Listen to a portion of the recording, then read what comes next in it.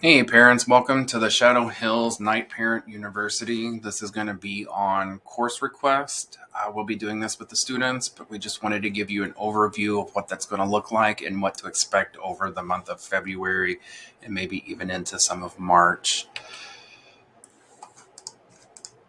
All right, so what is the process and what is this looking like? So we're going to do a lot of the same things we did last year, but there is going to be some differences as well, some major differences this year. So what's the same? Well, we're going to still meet with the student individually. We're going to discuss their courses, what they want to take. We're going to select the classes that are best for the student's future. We're looking at A through G requirements, making sure that they've met those, and we're looking at graduation requirements for Desert Sands, making sure they've met those.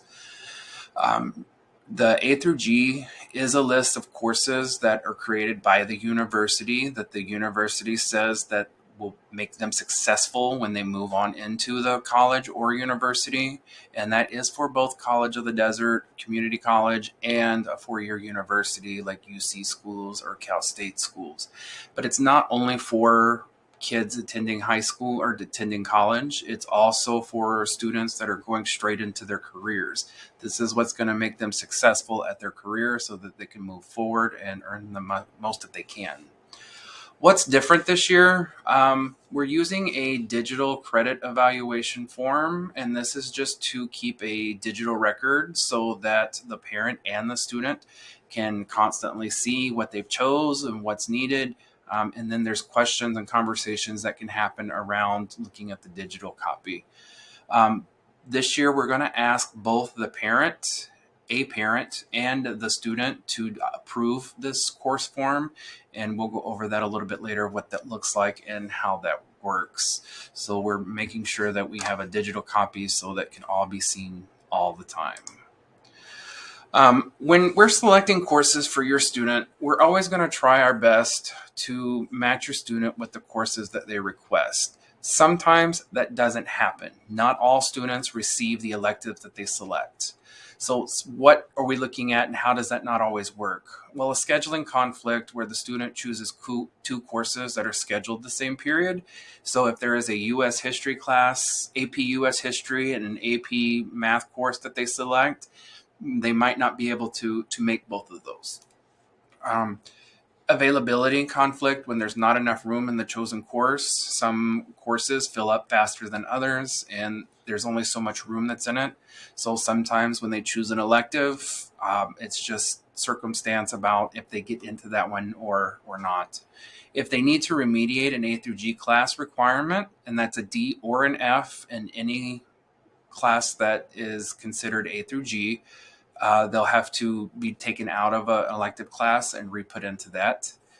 Program conflict where they didn't meet the requirements to move out of a program. So if they're in TLM, didn't do the exit interview, they may be put back in there. Or if they don't meet a prerequisite. So if they have to have a prerequisite for a course and they don't meet that the year before, they didn't get that D or didn't get that C, B, or A, they might not qualify for it, so they're going to be pulled from it and put into an alternative course. Again, if you have any questions about that, you just reach out to the counselor, and they'll be able to explain kind of what happened there. So looking at A through G courses and also looking at the Desert Sands graduation course, all students are expected to take for A through G 2 years of a history. That's usually U.S. history and a world history. But for graduation, they need U.S. government and the economics. English is all 4 years.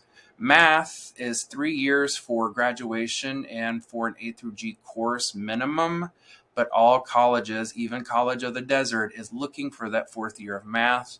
And so your counselor will definitely try to get your child into that fourth year of math. It's very rare that we don't do math all 4 years. They're looking at 2 laboratory sciences, but they're definitely looking for 3 if you're going to a COD or a Cal State or UC school. Foreign language, 2 years is required. So we will definitely try to get them into that 2 years, but we're going to push for 4. Visual and performing art. This could be like a drawing class, dance, performance, art, any kind of visual or performing arts class. And then they look for one college prep elective. A college prep elective here at Shadow Hills is almost every course that we have. There's a few exceptions, but any course that's listed A through F will also count as a college prep course. So for instance, when they take that 4th year of math, it will be counted as that college prep in the A through G list. So graduation requirements and A through G requirements are very similar. There's only just a few differences. And like I mentioned before, that's that 5 credits of US government and the 5 credits of economics. For graduation, they also need 20 credits of PE. That's 2 years of PE. And they'll need 70 credits of elective courses. So a lot of kids will mess up with these elective courses. They'll be like, oh, I'm enrolled in art. I don't need art. And so they don't get that C, that D, or they don't get that C or better. And so when they get that D or F, they have to repeat it. And then when their senior year comes, they're usually lacking those elective credits in order to graduate. So it is important to emphasize that that art class, that math class, or that art class, that drama class, the AVID class that they're in is important to pass as well, because they need those elective credits to graduate. And remember, any course that your student gets a D or F in will be repeated in order to get that A through G graduation requirement. So we talked a little bit about the evaluation that's coming up. So what the first part of that is, you'll be sent a copy of this, and what that will look like is this form right here. It'll be broken up into 9th, 10th, 11th grade, so you'll be able to see what their grade was for each semester. So for example, if you look at the English, they need 40 credits. Each semester is worth 5. So if you look, the student right now for 9th grade had 2 A's, first semester and second semester. They had an A third semester, or first semester of 10th grade. Second semester of 10th grade, they had a rough semester, something happened, and they got that D. This will be repeated. So if you look on this form, anything in yellow or red will be repeated. And if you look at the credits earned right beside 12th grade, it's 25. They've earned those 25 credits, but they will still be repeating that second semester of their 10th grade year, either through summer school, or they'll be enrolled in it during a regular academic year. If you have any questions on that, please reach out to your counselor. So the bottom half of this is where the course request is going to be. We'll have a digital copy of it for their 4 years of high school. If you're starting out this year as a freshman, we'll have all 4 years. If you're going to be a junior, then of course we won't have the past 2 years as a record of it. We'll be adding that, and you'll be able to see it next year as a senior, and so forth. So this is where the credit classes will be. This is where the counselor will go in. They'll add the class that they're going to take: English, math, science, which ones they're doing.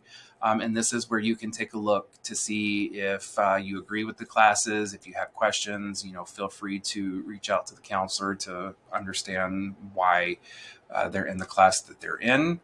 If you continue to look down, this is called their 4-year plan. We're going to ask them a question: what's going to make them successful?